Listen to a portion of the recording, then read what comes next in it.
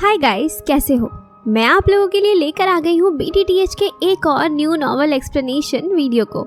यह एपिसोड पिछले वाले एपिसोड से भी ज्यादा इंटरेस्टिंग होने वाला है, क्योंकि इस एपिसोड में जियाओयान लिटिल फेरी डॉक्टर की पॉइजन बॉडी की प्रॉब्लम को ठीक कर देगा। साथ ही इसी एपिसोड में जियाओयान पहली बार यूज करने वाला है स्काई फायर 3 मिस्टीरियस चेंजेस के सेकंड एंड थर्ड फॉर्म को। और इसी एपिसोड में जियाओयान फाइट करने वाला है हॉल ऑफ सोल के प्रोटेक्टर वू के साथ, वही प्रोटेक्टर वू जिसने मास्टर याओ लाओ को कैद किया था मिस्ट्री क्लाउड सेक्ट में। तो चलो शुरू करते हैं इस एपिसोड के एक्सप्लेनेशन को। लास्ट एपिसोड में हमने देखा था मास्टर टियान हुआ जुनजे ने आइस रिवर वैली के उस एल्डर पर अटैक कर दिया था जिससे वह एल्डर काफी ज्यादा इंजर्ड हो गया था, और वह टियान हुआ जुनजे को देखकर काफी ज्यादा डर जाता है और सभी डिसिपल्स को एक साथ मिलकर मिस्टीरियस ड्रैगन फॉर्मेशन को बनाने के लिए बोलता है, जिसका यूज करते हुए उसने यहाँ पर एक काफी पावरफुल ड्रैगन को समन कर लिया था। अब आगे एपिसोड 111 की स्टार्टिंग में हम लोग देखते हैं वह एल्डर उस ड्रैगन फॉर्मेशन का यूज करते हुए मास्टर टियान हुआ जुनजे पर अटैक कर देता है। जियाओयान उसकी पावर को देखकर मास्टर टियान हुआ जुनजे को अलर्ट रहने के लिए बोलता है। टियान हुआ जुनजे उस अटैक को डिस्ट्रॉय करते हुए बोलते हैं, यह छोटा सा पिद्दी सा अटैक मेरा क्या करेगा। जैसे ही वह अटैक डिस्ट्रॉय होता है, उस एल्डर और उसके साथ मौजूद डिसिपल्स की भी हालत और भी ज्यादा खराब हो जाती है। तो वह एल्डर काफी ज्यादा डरते हुए मास्टर टियान हुआ जुनजे से कहता है, मेरी आइस रिवर वैली के पास बहुत सारी रेयर मेडिकल इंग्रेडिएंट्स और ट्रेजर है जो कि मैं आपको दे सकता हूँ, अगर आप मुझे यहाँ से जाने दें। तो जिस पर मास्टर टियान हुआ जुनजे बोलते हैं, तुम्हारी बातें मुझे इंटरेस्टिंग लग रही हैं। यह सुनकर वह एल्डर अपने मन में सोच रहा था, एक बार बस मैं यहाँ से जिंदा निकल जाऊं, उसके बाद तो मैं तुम सबको देख लूंगा। लेकिन मास्टर टियान हुआ जुनजे उसकी बातों में नहीं आते और एक पावरफुल पावर अटैक उसके ऊपर कर देते हैं। तो वह एल्डर अपने साथ मौजूद डिसिपल्स को उस अटैक के सामने कर देता है और एक स्पेस टाइम पोर्टल का यूज करते हुए वहाँ से भाग जाता है। तो लिटिल फेरी डॉक्टर बोलती है, इस बार तो आइस रिवर वैली सच में अब से हमारा एनिमी है, वह हमें किसी भी कीमत पर जिंदा नहीं छोड़ेगा। तो जियाओयान बोलता है, मैंने तो आइस रिवर वैली को उसी वक्त अपना एनिमी बना लिया था जब उन्होंने तुम्हें हर्ट किया था। तो मास्टर टियान हुआ जुनजे भी बोलते हैं, तुमने बिल्कुल सही कहा, एक बार बस लिटिल फेरी डॉक्टर की पॉइजन बॉडी का प्रॉब्लम सॉल्व हो जाए, उसके बाद वह भी डाउ जोन लेवल पर सक्सेसफुली ब्रेक थ्रू कर सकती है। इसके बाद हमारी टीम में 2 डाउ जोन लेवल का पावर हो जाएगा और फिर हम लोग आइस रिवर वैली को पूरी तरह से डिस्ट्रॉय कर देंगे। जिस पर जियाओयान बोलता है, इस फॉलन गॉड स्ट्रीम वैली में जो पॉइजन मौजूद है वह काफी ज्यादा डेंस है, इसलिए पहले हमें एक ऐसी जगह को ढूंढना होगा जो पूरी तरह से लाइट और हीट से भरी हुई हो, जो पॉइजन बॉडी को सप्रेस करने में काफी ज्यादा हेल्पफुल होगा। तो मास्टर टियान हुआ जुनजे बोलते हैं, मुझे तो इतने सालों बाद बॉडी मिली है और तुम लोग भी इस जगह पर नए हो, इसीलिए इतने कम टाइम में ऐसी जगह को ढूंढना काफी ज्यादा मुश्किल होने वाला है। तो जियाओयान बोलता है, इसीलिए हमें सबसे पहले किसी ऐसे पर्सन को ढूंढना होगा जिसे इस जगह के बारे में काफी अच्छी इन्फॉर्मेशन हो। तभी जियाओयान और लिटिल फेरी डॉक्टर को किसी की याद आती है।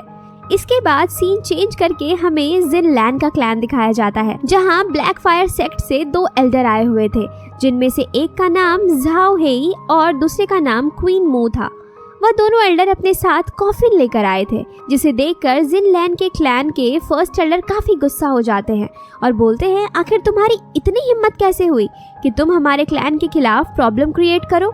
तो एल्डर क्वीन मू बोलता है, फर्स्ट एल्डर आप हमें गलत समझ रहे हैं, हम आपके क्लैन के खिलाफ कोई भी प्रॉब्लम क्रिएट नहीं कर रहे हैं, बल्कि हम तो आपको यह गिफ्ट देने आए हैं जो कि कुछ और नहीं वही कॉफिन था। जिसे देख एल्डर बोलते हैं, क्वीन मू तुम अपनी हदें पार कर रहे हो। तो वह एल्डर बोलता है, तुम्हारा क्लैन अब पहले जितना पावरफुल नहीं रहा, बहुत ही जल्द तुम्हारे क्लैन को पिल रीजन के 5 ग्रेट क्लैन में भी कंसिडर नहीं किया जाएगा। उनकी बातें सुनकर जिनलैन सोचती है, अगर टीचर जियाओयान यहाँ पर होते तो इन्हें इनकी औकात दिखा देते। और तभी वह दूसरा एल्डर झाओ हेई बोलता है, ब्लैक फायर सेक्ट के चीफ के ऑर्डर के हिसाब से तुम्हारे क्लैन के पास बस 3 दिन का टाइम है, तुम्हें इस टाइम के अंदर सरेंडर करना होगा और सन फायर एंशिएंट ऑल्टर को ब्लैक फायर सेक्ट को देना होगा। जिसे सुनकर कोई भी डिसिपल इसके लिए राजी नहीं होता है और वह सभी बोलते हैं, सन फायर एंशिएंट ऑल्टर हमारे क्लैन का सीक्रेट फॉरबिडन ग्राउंड है, जिसे हर जनरेशन में 100 साल में ट्रांसफर किया जाता है, जिसे हम तुम्हें कभी नहीं देंगे। फर्स्ट एल्डर भी बोलते हैं भले ही हमारा क्लैन पहले की कंपैरिजन में उतना ज्यादा पावरफुल नहीं है, लेकिन फिर भी हम उसे तुम्हें कभी नहीं देंगे। हमारे क्लैन का हर एक डिसिपल अपनी आखिरी सांस तक उसे प्रोटेक्ट करेगा। जिस पर वह एल्डर किन्मू बोलता है लगता है अब इस कॉफिन को यूज करने का टाइम आ गया, और वह जिनलैंड पर अटैक कर देता है। अचानक से हुए इस अटैक के कारण जिनलैंड को संभलने का भी मौका नहीं मिलता, लेकिन उससे पहले वह अटैक जिनलैंड को हिट करता, वहाँ पर एक स्वॉर्ड आकर एल्डर किन्मू के अटैक को बड़ी आसानी से रोक लेता है। उस स्वॉर्ड को देखकर जिनलैंड काफी ज्यादा खुश हो चुकी थी और बोलती है टीचर आप वापस आ गए। फिर हमें जियाओ यान को दिखाया जाता है जो बोल रहा था तुम्हारे पास बस 1 मिनट का टाइम बचा है, अपने इस कॉफिन को उठाओ और यहाँ से चलते बनो, नहीं तो तैयार हो जाओ अपने इस कॉफिन को खुद ही यूज करने के लिए। जिस पर वह सेकंड एल्डर बोलता है क्या मजाक है, अब एक दाओ जोंग के 2 स्टार का पर्सन ब्लैक फायर सेक्ट के खिलाफ जाएगा। फिर वह गुस्से में चिल्लाते हुए बोलता है क्या तुम्हें तुम्हारी जगह नहीं पता? तो जियाओ यान बोलता है अब बस तुम्हारे पास 40 सेकंड ही बचे हैं। तो वह एल्डर जियाओ यान पर अटैक करते हुए बोलता है 40 सेकंड काफी है तुम्हें किल करने के लिए। तो जियाओ यान अपने हेवनली फ्लेम को रिलीज करता है जिसे देखकर वह एल्डर बोलता है आखिर तुम्हारे पास इतनी अच्छी चीज कैसे हो सकती है, पर कोई बात नहीं, आज मैं तुम्हें मारने के बाद तुम्हारी इस हेवनली फ्लेम के साथ साथ सन फ्लेम एंशिएंट ऑर्डर को भी ले लूंगा। तभी जियाओ यान बोलता है तुम्हारा टाइम खत्म हुआ, और मास्टर टियानुआ जूंजे उन दोनों एल्डर्स पर अटैक कर देते हैं, जिसे देखकर जिनलैंड के क्लैन के फर्स्ट और सेकंड एल्डर काफी ज्यादा हैरान हो चुके थे और बोलते हैं जियाओ यान के पास एक दाओ जून लेवल का भी सपोर्टर है। दूसरी तरफ मास्टर टियानुआ जूंजे उन दोनों को मार मार के उनकी हालत खराब कर देते हैं, जिस पर वह दोनों एल्डर्स माफी मांगते हुए बोलते हैं सीनियर प्लीज हमें माफ कर दे, हम लोग फिर कभी इस क्लैन की तरफ आंख उठाकर भी नहीं देखेंगे। तो जियाओ यान बोलता है जल्दी से यहाँ से निकलो। दोनों एल्डर्स जैसे ही इस बात को सुनते हैं तुरंत वहाँ से गायब हो जाते हैं, जिसे देख जिनलैंड के क्लैन के एल्डर्स बोल रहे थे हमने तो इसे पिछली बार काफी ज्यादा ऑफेंड कर दिया था, अगर हमने जियाओ यान को अपना फ्रेंड बना लिया होता तो यह हमारे क्लैन के लिए काफी ज्यादा अच्छा होने वाला था। फिर हम लोग जिनलैंड को देखते हैं जो यह देखकर काफी ज्यादा खुश हो चुकी थी कि अभी के लिए उसका क्लैन पूरी तरह से सुरक्षित है। फिर वह बोलती है आप सच में कमाल के हो। जियाओ यान बोलता है यह तो बस एक बहुत छोटी सी बात थी, लेकिन हम लोग देखते हैं जिनलैंड यह सब कुछ जियाओ यान से नहीं बल्कि मास्टर टियानुआ जूंजे से बोल रही थी, जिससे जियाओ की यहाँ पे थोड़ी सी बेइज्जती हो जाती है। और फिर जिनलैंड पूछती है टीचर आप दोबारा पिल रीजन में क्यों आए हैं? तो जियाओ यान बताता है मुझे लिटिल फेरी डॉक्टर की पॉइजन बॉडी को सप्रेस करने के लिए एक ऐसी जगह की तलाश है जहाँ पर काफी अच्छा लाइट और हिट हो, लेकिन क्योंकि इस जगह पर हम लोग नए हैं इसीलिए हमें ऐसे किसी जगह के बारे में पता नहीं। तो जिनलैंड बताती है फॉर्चुनेटली हमारे क्लैन में एक ऐसी जगह है जो पूरी तरह से लाइट और हिट से भरी हुई है।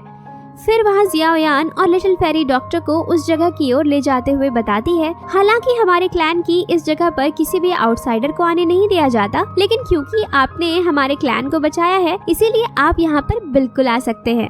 जियाओ यान भी उस जगह को देखकर काफी शॉक हो चुका था और बोलता है यह जगह सच में किसी ट्रेजर से कम नहीं, मुझे लिटिल फेरी डॉक्टर के पॉइजन बॉडी को सप्रेस करने के लिए किसी ऐसी ही जगह की तलाश थी। उसके बाद सीन कट करके हमें आइस रिवर वैली के मेन हॉल को दिखाया जाता है, जहां आइस रिवर वैली का चीफ बोल रहा था तुम लोग इस मिशन पर 52 लोग गए थे लेकिन अभी तुम अकेले ही जिंदा बचे हो। तो वह एल्डर बताता है ऐसा इसलिए हुआ क्योंकि हमें गलत इन्फॉर्मेशन मिली थी। उस पॉइजन लेडी को उस लड़के जियाओ यान जिसके पास हेवनली फ्लेम है उसके अलावा भी एक दाओ जून लेवल का भी वॉरियर उसे प्रोटेक्ट कर रहा है। तो आइस रिवर वैली का एल्डर पूछता है वह दाओ जून के कितने स्टार पर है? तो वह एल्डर बताता है क्योंकि मैं उसके हाथों से बचकर निकल गया तो मेरे हिसाब से वह दाओ जून के 1 या 2 स्टार पर होगा। जिस पर वहाँ पर मौजूद एक और एल्डर बोलता है इसमें बिल्कुल भी कोई शक की बात नहीं कि तुम उस पॉइजन लेडी को पकड़ नहीं पाए। जिस पर आइस रिवर वैली का चीफ बोलता है अगर वह सिर्फ दाओ जून के 1 या 2 स्टार पर है तो वह मेरे लिए कोई भी प्रॉब्लम क्रिएट करने वाला नहीं है। और फिर वह उस एल्डर से पूछता है क्या तुम्हें पता है इसके बाद वह सभी लोग कहाँ गए? तो वह एल्डर बोलता है मुझे इसके बारे में कुछ नहीं पता। तभी वहाँ पर एंट्री होती है हॉल ऑफ सोल के प्रोटेक्टर वू की, वही प्रोटेक्टर वू जिसने मास्टर याओ लाओ को मिस्ट्री क्लाउड सेक्ट में कैद किया था। जिसे देख आइस रिवर वैली का चीफ बोलता है आखिर आज हॉल ऑफ सोल को ऐसी क्या जरूरत आन पड़ी कि उन्हें आइस रिवर वैली आना पड़ा? तो वह प्रोटेक्टर वो बोलता है मैं जानता हूँ तुम किसके बारे में जानना चाहते हो, अगर तुम हमारे साथ कोऑपरेट करने के लिए तैयार हो तो हम तुम्हें उसकी इंफॉर्मेशन दे सकते हैं। जिस पर आइस रिवर वैली का चीफ पूछता है आखिर इससे हॉल ऑफ सोल को क्या मिलने वाला है। तो प्रोटेक्टर वू बताता है हमें उस ग्रुप में से एक पर्सन चाहिए, जिस पर आइस रिवर वैली का चीफ बोलता है तुम पॉइजन लेडी के अलावा किसी को भी ले सकते हो। इसके बाद सीन शिफ्ट करके हमें जियाओ यान को दिखाया जाता है, जो लिटिल फेरी डॉक्टर की पॉइजन बॉडी में मौजूद पॉइजन को सप्रेस करने की कोशिश कर रहा था, जिसे देख जिन लैन बोलती है सीनियर टीचर को इतना टाइम इसमें क्यों लग रहा है। तो मास्टर टियान व जूंजे बताते हैं जियाओ यान को इतना ज्यादा टाइम इसलिए लग रहा है क्योंकि सबसे पहले उसे लिटिल फेरी डॉक्टर की बॉडी पर लगा हुआ सील को हटाना होगा। इसके बाद उसे पॉइजन स्कॉर्पियन बीस्ट के कोर में अपनी हेवनली फ्लेम का यूज करते हुए सील करना होगा। इसके बाद बोधिस्व ट्रांसफॉर्मेशन सलाइवा का यूज करते हुए लिटिल फेरी डॉक्टर के पॉइजन को कंडेंस करके एक मेडिकल पिल को रिफाइन करना होगा, जिसे कंज्यूम करने के बाद लिटिल फेरी डॉक्टर डाउ जोन लेवल पर सक्सेसफुली ब्रेक थ्रू कर सकती है। यह पूरा प्रोसेस काफी ज्यादा कॉम्प्लिकेटेड है, इसीलिए बस अब इंतजार करो कि जियाओ यान कब इस प्रोसेस को पूरा करता है। फिर हम लोग जियाओ यान को देखते हैं, जो कि बिल्कुल उसी तरीके से सारे प्रोसेस को कर रहा था जैसे कि मास्टर टियान हुआ जूंजे ने बताया था, जिसमें उसे काफी समय लग रहा था, लेकिन आखिर में वह सक्सेसफुली लिटिल फेरी डॉक्टर के पॉइजन बॉडी की प्रॉब्लम को सॉल्व कर देता है और बोधिस्व सलाइवा का यूज करते हुए उस पिल को बना देता है और बोलता है एक बार लिटिल फेरी डॉक्टर इस पिल को कंज्यूम कर ले, उसके बाद वह सक्सेसफुली डाउ जोन पर ब्रेक थ्रू कर सकती है और फिर उसका अपनी बॉडी पर पूरा कंट्रोल होगा। फिर थोड़ी देर बाद हम लोग जियाओ यान को देखते हैं, जो वह कल्टीवेशन की पोज में बैठा हुआ था और तभी उसे सन फ्लेम एशिएंट ऑर्डर का याद आ जाता है और बोलता है आखिर अचानक से सन फ्लेम यहाँ से डिसअपेयर क्यों हो गई। इसके ग्राउंड में तो काफी ज्यादा एनर्जी है जिसे मैं फील कर सकता हूँ। फिलहाल के लिए मैं फ्री हूँ, इसीलिए मुझे इसे एक बार चेक करना चाहिए। और फिर वह अपने स्पिरिचुअल बॉडी का यूज करते हुए अंडरग्राउंड जाने लगता है। जैसे जैसे जियाओ यान नीचे की ओर जा रहा था, एनर्जी का प्रेशर काफी ज्यादा बढ़ रहा था और फायर पॉइजन भी धीरे धीरे काफी डेंस होता जा रहा था। जियाओ यान उस एनर्जी को देखकर बोलता है यहाँ पर एनर्जी इतनी ज्यादा है कि यह मेरी स्पिरिचुअल बॉडी को भी डिस्ट्रॉय कर रहा है। और जब वह थोड़ा और नीचे जाता है तो उसे दिखाई देता है बहुत ज्यादा एनर्जी, जिसे देखकर जियाओ यान पूरी तरह से शॉक हो चुका था और बोलता है यह तो प्योर एनर्जी है जो सच में बहुत ज्यादा है। यह कंडेंस होकर एनर्जी क्लस्टर में ट्रांसफॉर्म हो गया है, इसी वजह से एनर्जी बाहर की तरफ नहीं जा रही है। तो जियाओ यान बोलता है मैं अपने हेवनली फ्लेम को अपनी स्पिरिचुअल बॉडी को प्रोटेक्ट करने के लिए यूज कर रहा हूँ, लेकिन फिर भी मैं इसके साथ में यहाँ पर ज्यादा देर तक नहीं टिक सकता। और तभी जियाओ यान को किसी चीज की याद आती है। के बाद सीन कट करके हमें जिन लैन के क्लैन के बाहर का सीन दिखाया जाता है, जहाँ अचानक से काफी ज्यादा बर्फ पड़ने लगी थी। वहाँ मौजूद डिसिपल्स बोल रहे थे ये तो ठंड का मौसम नहीं है, फिर अचानक से यहाँ इतनी ठंड क्यों हो रही है।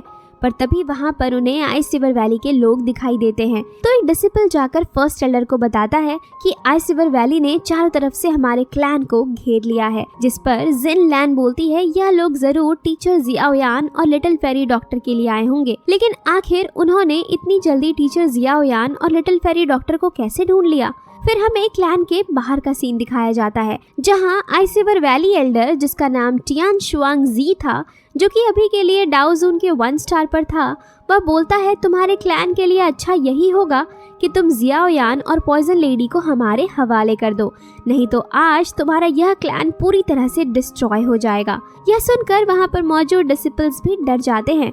फर्स्ट एल्डर भी सोचते हैं क्या यह हमारे क्लैन का आखिरी दिन होने वाला है। तभी टियान हुआ जूंजे बोलते हैं बस इतने लोग, जब मैं अपनी पुरानी बॉडी में था तो मैंने दाओ शेंग लेवल के भी बंदे से फाइट करा है, तो उनके सामने यह लोग क्या चीज है। तभी जियाओ यान भी वहाँ पर आ जाता है और बोलता है तुम्हारी दुश्मनी मेरे साथ है, इसमें इस क्लैन का कोई दोष नहीं, इसीलिए अगर तुम्हारे अंदर हिम्मत है तो मुझसे फाइट करो। मास्टर टियान हुआ जूंजे जियाओ यान को वहाँ पर देखकर पूछते हैं लिटिल फेरी डॉक्टर अब कैसी है। तो जियाओ यान बोलता है अभी के लिए लिटिल फेरी डॉक्टर को थोड़ा सा टाइम चाहिए। और फिर वह फर्स्ट और सेकंड एल्डर से बोलता है एल्डर आपको चिंता करने की कोई जरूरत नहीं है, मैं आपके क्लैन पर किसी भी तरह का कोई भी प्रॉब्लम नहीं आने दूंगा। और फिर आइस रिवर वैली के एल्डर के पास जाकर बोलता है तुम तो इस बार अपनी पूरी आर्मी को लेकर आ गए हो, अगर तुम इस बार हार गए तो मैं प्रॉमिस करता हूँ मैं बिल्कुल भी तुम्हें जिंदा नहीं छोड़ूंगा। पर तभी वहाँ पर हमें किसी के हंसने की आवाज सुनाई देती है, जो कि कोई और नहीं बल्कि हॉल ऑफ सोल का प्रोटेक्टर वू था।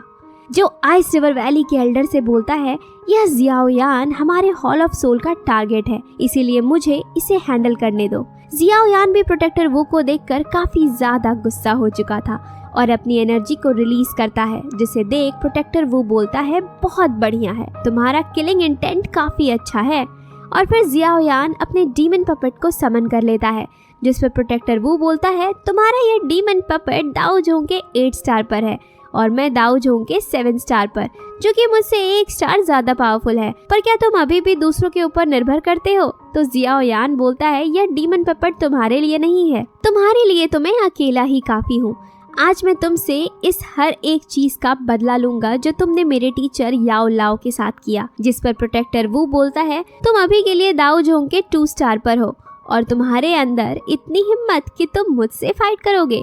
जियाओ यान बोलता है तो फिर आओ चलो देखते हैं किसमें है कितना दम। दूसरी तरफ आइस रिवर वैली का एल्डर डीमन पपेट से फाइट करने लगता है और मास्टर टियान हुआ जूनजे आइस रिवर वैली के एल्डर टियान शुआंग जी के साथ फाइट करने लगते हैं। फिर हम लोग प्रोटेक्टर वू को देखते हैं जो कि बोल रहा था क्या यही है तुम्हारी एबिलिटी जो तुमने इस सेंट्रल प्लेन में सीखा है? तो जियाओ यान बोलता है अभी तक तुमने मेरी एबिलिटी को देखा ही कहाँ है। इसके बाद वह परफॉर्म करता है स्काई फायर 3 मिस्टीरियस चेंज का फर्स्ट फॉर्म, जिसे देखकर वह प्रोटेक्टर बोलता है क्या बात है, तुम्हारे पास तो बर्निंग फ्लेम वैली का सीक्रेट टेक्निक भी है। जिसे देखकर आइस रिवर वैली का एल्डर बोलता है यह तो बर्निंग फ्लेम वाले का टॉप सीक्रेट टेक्निक है, आखिर बर्निंग फ्लेम वैली ने इसे यह टेक्निक क्यों दिया? और फिर वह प्रोटेक्टर वू से बोलता है तुम जल्दी से उसे पकड़ लो, अगर इसने इसके सेकंड और थर्ड फॉर्म को एक्टिवेट कर लिया इसके बाद तुम उसका सामना नहीं कर सकते।